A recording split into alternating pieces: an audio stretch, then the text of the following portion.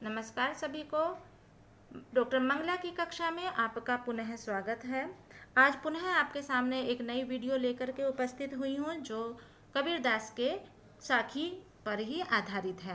इससे पहले मैं 2 वीडियो आपके सामने पेश कर चुकी हूँ जिसमें आपने कबीरदास जी का संक्षिप्त परिचय एवं उनकी प्रमुख साखियाँ पढ़ी हैं। भाग 2 में भी कबीरदास जी की कुछ प्रमुख साखियाँ हैं।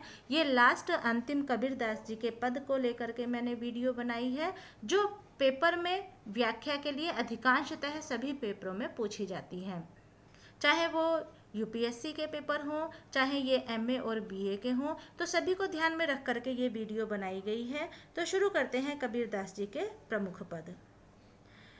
यह जो पद है बहुत अधिक फेमस है, प्रसिद्ध है। इस पद में कबीरदास जी आत्मा और परमात्मा के शुभ मिलन का वर्णन कर रहे हैं और यहाँ कहते हैं कि दुल्हनी गावहु मंगलाचार, हम घरी आए हूँ राजा राम भरतार, तन रत करी मैं मन रत करी हूँ पंच तत्व बराती, राम देव मोरे पाहुन आए मैं जोवन मैं माती। कबीरदास जी कहते हैं कि हे दुल्हनियों अर्थात हे सौभाग्यशाली सुहागिन स्त्रियों, आप मंगल के गीत गाओ, अर्थात वो गीत गाओ जो शादी के समय पर गीत मंगलाचार गाए जाते हैं। ऐसे गीत गाओ जो विवाह के संपन्न होने पर गाए जाते हैं। कि गावहु माने गाना, कि हे दुल्हनियों, हे सौभाग्यवती नारियों, आप विवाह के समय पर गाए जाने वाले मंगल गीत गाओ। क्यों? क्योंकि हम घरी आए हों राजा राम भरतार, क्योंकि मेरे घर पर राजा राम भरतार के रूप में आए हैं, अर्थात मुझे ब्याहने आए हैं। अर्थात राजा राम मेरी आत्मा को अपने से मिलाने के लिए आए हैं, मुझे अपने संग ले जाने के लिए आए हैं। इसके लिए मैं तन रत करी हूँ, मन रत करी हूँ। इसके लिए मैं अपना तन और मन समर्पित कर दूंगी। और इस शुभ विवाह को देखने के लिए पंच तत्व बराती, अर्थात राम जी के साथ में पृथ्वी जल अग्नि वायु आकाश 5 तत्वों से शरीर बना हुआ होता है ना। तो कहते हैं कि श्री अर्थात रामचंद्र जी के साथ में, अब यहाँ पर राम दशरथ के बेटे नहीं है, इस बात को हमेशा ध्यान रखिएगा।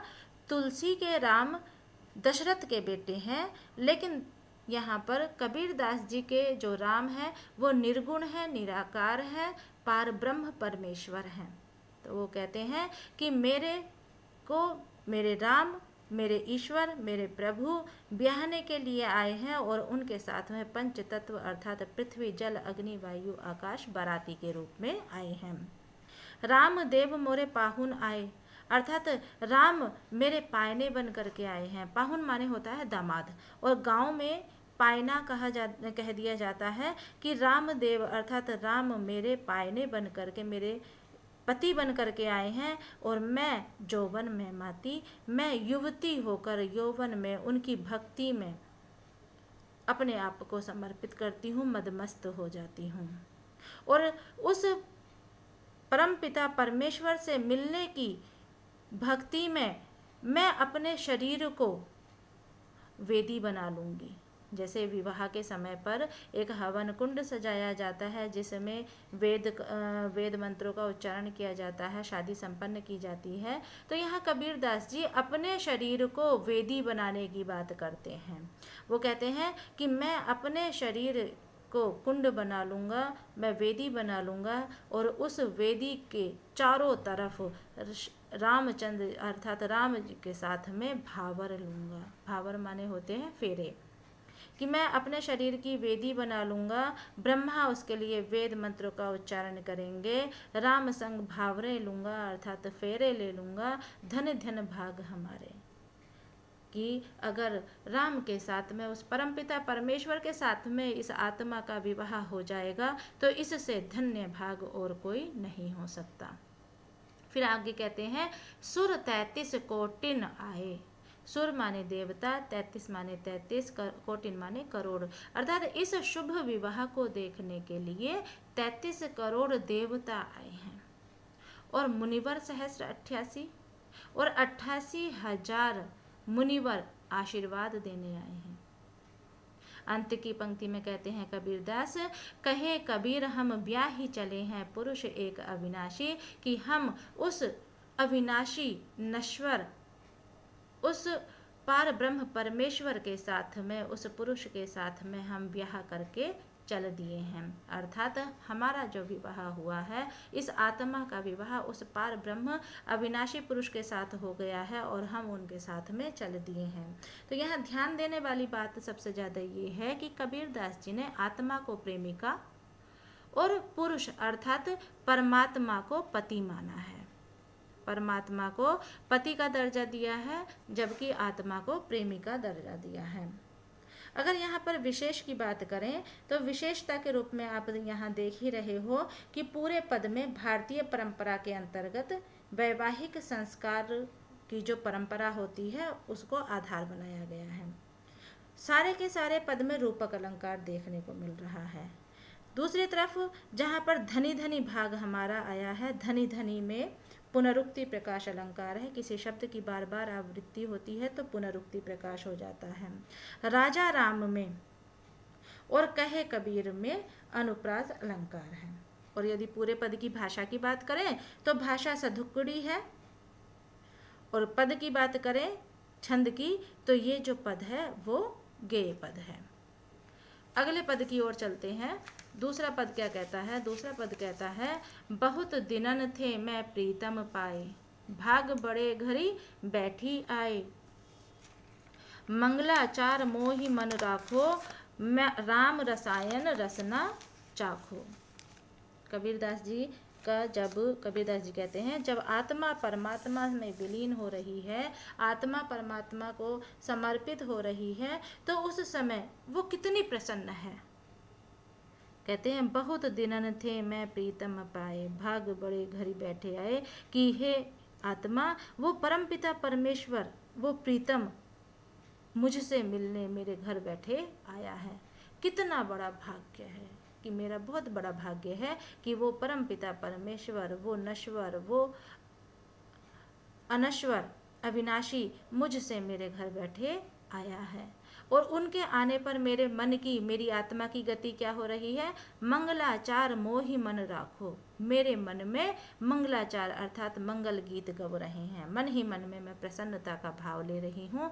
राम रसायन रसना चाखो। और राम का जप करने से मेरी जो रसना है अर्थात मेरी जो जिह्वा है वो उस राम रस का पान कर रही है। मंदिर माही भयो उजियारो अर्थात मेरे मन रूपी मंदिर में ज्ञान रूपी उजियारा हो गया है। मैं सती आत्मा पीव प्यारो। और मेरी जो ये सती रूपी आत्मा है अर्थात जो मेरी आत्मा सती बनी फिर रही थी वो उस प्रीतम प्यारे को पा रही है। और इस तरह से जब मैंने ज्ञान को मिटा करके ज्ञान प्राप्त कर लिया है, मेरी आत्मा परमात्मा को प्राप्त कर रही है, तो मैं रमी राती जो निधि पाई, मैं राम के नाम में रत होकर के जो अमूल्य निधि पा रही हूँ, हम ही कहा यह तुम ही बड़ाई, मैं उसकी प्रशंसा नहीं कर सकती। मैं कहाँ तक उसकी बड़ाई करूँ अर्थात उसकी प्रशंसा करूँ। कहे कबीर मैं कुछु न कीन्हा, सखी सुहाग राग मोहि दीन्हा। कबीरदास जी कहते हैं उस पार ब्रह्म परमेश्वर से मिलने के लिए मैंने कोई कठिन प्रयास नहीं किया, अपितु उस प्रीतम ने, उस परमात्मा ने मेरी वियोग की अवस्था देख करके, मेरे विरह को जान करके स्वयं प्रेम का राग मेरे मन में डाला और मुझे अपना साथ दे दिया। अर्थात मुझे कोई ज़्यादा समय नहीं लगा, ज़्यादा दुख नहीं हुआ कि इतनी विरह वेदना जो भी मेरे मन में थी उसे जान करके उस परमपिता परमेश्वर ने अपने में लगा लिया। इसकी बात करें यहाँ पर तो सार रूप में कह सकते हैं कि परमात्मा के साथ में होने वाले इस मिलन में आत्मा बहुत प्रसन्न है और वो कहती है कि इस महामिलन की बेला को मैं और कहीं भी या किसी भी प्रकार से वर्णित नहीं कर सकती। यदि इसमें अन्य विशेष देखें तो प्रस्तुत पद में प्रभु की प्राप्ति के लिए उनकी जो अनुकंपा है वो एकमात्र साधन मानी जाती है। अर्थात उनकी कृपा के द्वारा ही भक्त अपने प्रभु को पा सकता है, वरना कोई ताकत नहीं है कि भक्त ईश्वर को प्राप्त कर ले। दूसरे में अगर देखें तो इस पद में भावात्मक रहस्यवाद के भी दर्शन होते हैं। पूरे छंद में रूपक अलंकार का प्रयोग है और जो एक शब्द आया है, यहाँ पर लाइन आई है राम रसायन रसना, तो इस पद में रारा की आवृत्ति होने से वृत्त्यानुप्रास अलंकार है। रनि राति पीव प्यारा सखी सुहाग जैसे शब्दों में अनुप्रास अलंकार है। भाषा की बात करें तो वही सधुकड़ी भाषा है। चलिए आगे चलते हैं उनके अगले पद पर। ये जो पद है ये भी बहुत ही फेमस, बहुत ही प्रसिद्ध पद है और ये अधिकांशतः पेपर में पूछ लिया जाता है। इसका अर्थ अवश्य आता है, इसको ध्यान से देखिएगा। और मुझे अपने समय से जब मैंने इसको पढ़ना शुरू किया था उस समय से ये पद बहुत अच्छा लगता है। तो देखते हैं क्या कहते हैं। संतो भाई आई ज्ञान की आंधी रे, भ्रम की टाटी सबई उड़ानी, माया रहे न बांधी रे, हितचित के दो थूनी गिरानी, मोह बलिंडा टूटा जोग जुगति करी, संतो बाची निरच चुगे न पानी, कूड़ कपट काया का निकस्या, हरि की गति जब जानी, आंधी पीछे जो जल बूठा, प्रेम हरि जन भीना, कहे कबीर भोन के प्रगटे, उदित भयातम शीना। अब इस पद में कबीरदास जी बड़ा ही छिपा हुआ, बड़ा ही गूढ़ रहस्य प्रस्तुत करने जा रहे हैं, जिसमें वो कहते हैं कि हे संतो, हे सतपुरुषों, कि अब ज्ञान रूपी आंधी आ गई है। कि हे संत भाइयों, कि देखो ज्ञान रूपी आंधी आ गई है। और जिस तरह से आप थोड़ा सा एक ग्रामीण रूप को, ग्रामीण परिदृश्य को सामने रखिएगा, समझ में आ जाएगा। यहाँ पर कबीरदास जी कह रहे हैं कि हे संतो, हे भाइयों, हे संत पुरुषों, ज्ञान की आंधी आ गई है। और ज्ञान की आंधी आने से सबसे पहले क्या होता है, भ्रम का जो टाटी यहाँ पर दिया है छप्पर, भ्रम रूपी छप्पर टूट गया है। जैसे बहुत तेज आंधी हो तो जैसे गांव में छप्पर डले हुए होते हैं ना, तो तेज आंधी आने पर छप्पर उड़ जाते हैं। वैसे ही यहाँ कहते हैं ज्ञान रूपी आंधी आने से भ्रम रूपी छप्पर सबके सब उड़ गए हैं और इन छप्परों को माया रूपी रस्सी बांध नहीं पाई है। हिति चित्त के दो थूनी गिरानी, अर्थात राग द्वेष की जो दो स्तंभ हैं। हित माने राग और चित्त माने द्वेष, की राग द्वेष की जो माने दो स्तंभ थे वो सब गिर गए हैं। क्यों गिर गए हैं? क्योंकि आंधी बहुत तेज है, ज्ञान की आंधी बहुत तेज है, जिसकी वजह से ये राग द्वेष की जो स्तंभ है वो गिर गए हैं। मोह बलिंडा टूटा, और इससे जो मोह था वो टूट गया है। अर्थात सब कुछ उड़ करके दूर चला गया है। मन अब भ्रम से मुक्त हो गया है और जो माया रूपी रस्सी थी उसने इस भ्रम रूपी छप्पर को मन से बांध रखा था। अब ज्ञान की आंधी चलने से यह सब बंधन टूट गया है। फिर आगे कहते हैं कि उस आंधी के प्रभाव से दोनों स्तंभ टूट गए। दोनों स्तंभ जो मजबूती से बंधे हुए थे वो सब टूट करके गिर गए। फिर क्या हुआ कि उस मोह का बलिंडा जो था वो टूट गया। फिर क्या करा, जोग जुगति करी संतो बाची, कि आंधी आने पर क्या हुआ, भ्रम रूपी छप्पर टूट गया। माया रूपी जो रस्सी ने इस सब चीज को बांध रखा था वो भी इसको बांध नहीं पाई। राग द्वेष की दोनों स्तंभ टूट करके गिर गए और मोह का जो रस्सा था वो भी टूट गया।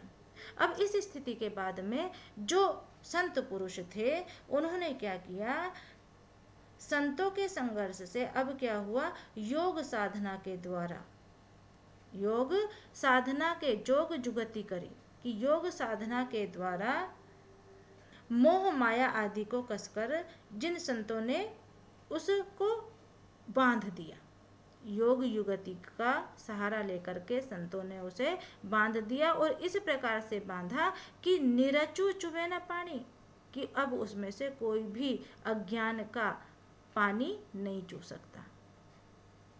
किसका पानी नहीं चू सकता? अज्ञान का पानी नहीं चू सकता। फिर कहते हैं कि प्रभु के स्मरण से इस शरीर में जो भी विकारों का कूड़ा कपट था, अर्थात ये काया है ना, काया निकस्या का कूड़ा कपट, कि काया के अंदर जो राग द्वेष छल कपट रूपी कूड़ा था वो सब निकल गया। कब निकला? हरि की गति जब जानी, कि जब उस हरि का ज्ञान प्राप्त हुआ। उस हरि के ज्ञान को प्राप्त करने से राग द्वेष के, काम क्रोध के, लोभ के, अहंकार के, अज्ञान रूपी सारा का सारा इस काया से कूड़ा निकल करके चला गया। फिर कहते हैं आंधी पीछे जो जल बूठा, प्रेम हरिजन भीना, अर्थात इस ज्ञान की आंधी के पश्चात जब सच्चे आनंद की वर्षा हुई तो उसमें हरि का भक्त अर्थात साधक भीग करके उसमें मग्न हो गया। अर्थात कबीरदास जी कहते हैं कि ज्ञान रूपी सूर्य के प्रकट होने पर, कहे कबीर भौन के प्रगटे, कि भौन माने सुबह होने पर, सूर्य के प्रकट, भौन माने सूर्य, सूर्य के प्रकट होने पर, उदित होने पर, तम शीना, तम माने अंधकार, अर्थात ज्ञान रूपी सूर्य के प्रकट होने पर अंधकार अर्थात अज्ञान रूपी अंधकार क्षीण हो गया। झीना माने क्षीण हो जाना, नष्ट हो जाना। तो कबीरदास जी यहाँ पर ज्ञान के महत्व को बताने की कोशिश कर रहे हैं कि उन्होंने क्या किया है, आंधी के दृश्य से ज्ञान से आनंद प्राप्त करने की बात कही है। और पूरे पद में सांग रूपक अलंकार है। और यदि देखें जोग जुगति और कहे कबीर आदि में अनुप्रास अलंकार है। कूड़ा पर कायाका में वृत्यानुप्रास है। और इस तरह से यहाँ पर कहीं कहीं पर तत्सम शब्दों का भी प्रयोग हुआ है। अब आगे चलते हैं, ज़्यादा समय नहीं लेंगे। ये कहते हैं कैसे होएगा मिलावा हरि सनो, रे तू विषय विकार न तजी मनो, रेते जोग जुगति जान्यो नहीं, ते गुरु का शब्द मान्यो नहीं, गंदी देही देखी न फूलिए, संसार देखी न भूलिए। फिर कहते हैं कहे कबीर मम बहु गुनी, हरि भगति बिनो दुख फुन फुनी। वो कहते हैं कि कैसे होएगा मिलावा हरि सनो, कि हे संतो, हे मित्र, हे दोस्त, कि उस हरि से, उस ईश्वर से मिलाव कैसे होगा। क्यों? क्योंकि हम काम क्रोध लोभ मोह के अहंकार में हर समय फंसे रहते हैं। जब इन दुर्गुणों को हम अपनाए रहते हैं तो फिर उस परमपिता परमेश्वर से, उस हरि से मिलाव कैसे हो सकता है। रे तू विषय विकार न तजी, कि हे मन, तूने विषय विकारों को अभी तक नहीं तजा है, छोड़ा है। रेते जोग जुगति जान्यो नहीं, और तू योग युगति की बातें नहीं जानता है। ते गुरु का शब्द मान्यो नहीं, और गुरु जो तुम्हें सच्चाई का रास्ता बताता है और अंधकार से निकालकर, अज्ञान से निकालकर प्रकाश की ओर ले जाने की कोशिश करता है, उसको तू जानता नहीं, उसको शब्द को तू मानता नहीं। और गंदी देह को देख कर, अर्थात उस देह को जो क्या है एक ना एक समय नष्ट हो जानी है। गंदी देही देखी न भूलिए, तो इस देह को देख करके, गंदी यहाँ पर क्या है, नश्वर को, क्योंकि ये जो देह है एक ना एक दिन मिट्टी में मिल जानी है। तो कबीरदास जी कहते हैं इस नष्ट होने वाली देह को देख करके तो फूला समाता है। संसार देखी न भूली, और तो इस संसार को देख करके ये भूल जाता है कि एक ना एक दिन ये शरीर तो नष्ट हो जाएगा। कबीरदास जी कहते हैं कहे कबीर मम बहु गुनी, हरि भक्ति बिनो दुख फुन फुनी, कि हे मित्र, मेरे उस गुण को, संतों के द्वारा दिए हुए उस गुण को जान ले, मान ले। हरि की भक्ति के बिना दुख से छुटकारा नहीं हो सकता। हरि भक्ति बिनो, हरि की भक्ति के बिना दुख से छुटकारा नहीं हो सकता। तो प्रस्तुत पद में यहाँ पर कबीरदास जी अपने मन को, अपने दोस्त को कहते हैं कि हे मित्र, यदि ईश्वर की भक्ति नहीं की और विषय विकारों से मुक्ति नहीं पाए तो फिर कहीं भी छुटकारा नहीं है, दुखों का आना जाना अर्थात इस भवसागर में आना जाना लगा रहेगा। लास्ट पद एक और है, बस इसको करके फिर हम खत्म करते हैं, क्योंकि जो प्रमुख प्रमुख पद थे बस वही मैंने यहाँ पर लिखे हैं। ये कहते हैं पंडित वाद बदनते झूठा, राम कहिया दुनिया गति पावे, खांड कहिया मुख मीठा। तो यहाँ पर कबीरदास जी कहते हैं कि जो पंडित हैं, जो पढ़िए हैं, जो अपने आप को ज्योतिष कहते हैं, कर्म कांडों में डालते हैं, वो सब वाद माने वाद या मत, वो बिल्कुल झूठ बोलते हैं। यहाँ पर दो राय नहीं है कि कबीरदास जी ने जिस तरह से हिंदुओं के कर्म कांडों पर, बाह्य आडंबरों पर प्रतिघात किया है, वैसे ही मुसलमानों के ऊपर भी उन्होंने बहुत ज़्यादा कटाक्ष किया है। तो यहाँ पर एक व्यंग्यात्मक शैली में कबीरदास जी कह रहे हैं कि ये जो पंडित हैं, ये जो ज्योतिषी कहते हैं कि ये नक्षत्र, ये पूजा करा लो, ये पूजा कराने से आपके भाग्य उदय हो जाएगा, ये कर्म करने से आपको मोक्ष की प्राप्ति हो जाएगी, ऐसा करने से कुछ नहीं होता है। तो वो कर्म कांडों का विरोध करते हुए कहते हैं कि पंडित वाद बदनते झूठा, कि पंडित लोग हमेशा अपना जो मत रखते हैं इस तरह का कि कर्म कांड करो, वो सब झूठे हैं। क्यों झूठे हैं? कि राम कहिया दुनिया गति पाए, कि यदि राम का सिर्फ नाम लेने से क्या कोई व्यक्ति दुनिया गति पा सकती है? क्योंकि वो कहते हैं ना, राम का नाम जपो, सिर्फ राम नाम लेने से या सिर्फ ये कर्म कांड करने से मोक्ष हो सकता है। तो फिर क्या खांड कहिया मुख मीठा, खांड माने एक जो गन्ने का गुड़ होता है, गुड़ से ही, गुड़ की तरह ही एक खांड मीठा पदार्थ होता है। वो कहते हैं कि यदि इन पंडित पढ़ियों के कहने से राम का नाम लेकर के हम इस संसार से गति प्राप्त, मोक्ष प्राप्त कर सकते हैं, तो फिर तो खांड के कहने मात्र से मुख मीठा हो जाए। फिर दूसरी पंक्ति कहती है भोजन कहिया भूष जे भाषे, यहाँ पर ये छूट गई है, कि पावक कहिया पाव जे झांसे, फिर तो आग कहने मात्र से हमारा पाव जल जाए, पावक माने आग, कि यदि राम के नाम लेने से इंसान मोक्ष प्राप्त कर सकता है तो खांड कहने मात्र से क्यों मुख मीठा नहीं हो जाता, पावक अर्थात अग्नि कहने मात्र से पांव क्यों नहीं जल जाता, फिर तो जल कही तृषा बुझाई, जल कहने मात्र से प्यास बुझ जाएगी, भोजन कहिया भूष जे भाषे, फिर तो भोजन कहो और भूख मिट जाएगी, फिर तो ऐसा कहने से हर कोई तर जाएगा, हर कोई पार उद्धार हो जाएगा। वो कहते हैं कि ऐसे तो नर के साथी सुबह हरि बोले, कि कुछ घरों में, सुबह माने तोता, कि कुछ लोग अपने घरों में पालतू पक्षी के रूप में तोते को रखते हैं और हरि का नाम जपवाते हैं, और वो कभी राम राम राम राम जपता रहता है। तो कहते हैं कि कुछ लोग जो सुबह को, तोते को अपने साथ में रखते हैं और वो हरि हरि का नाम बुलवाते हैं, तो क्या उसकी मोक्ष की गति हो जाती है? क्यों? क्योंकि वो क्या करता है, हरि प्रताप न जाने, और वो हरि के प्रताप तक को नहीं जानता। यदि कोई काम करे और उसके प्रभाव को ना जाने तो क्या उससे गति पाई जा सकती है, मोक्ष पाया जा सकता है? वो फिर आगे कहते हैं जो कबहू उड़ी जाई जंगल में, और ये जो तोता पक्षी है यदि उसे कभी अवसर मिले जंगल में उड़ने का तो बहुरी न सुरते, यानी फिर वो दोबारा से उस जगह आने की सुध नहीं लेगा और ना ही उसे ये याद रहेगा कि मैं क्या क्या बोलता था।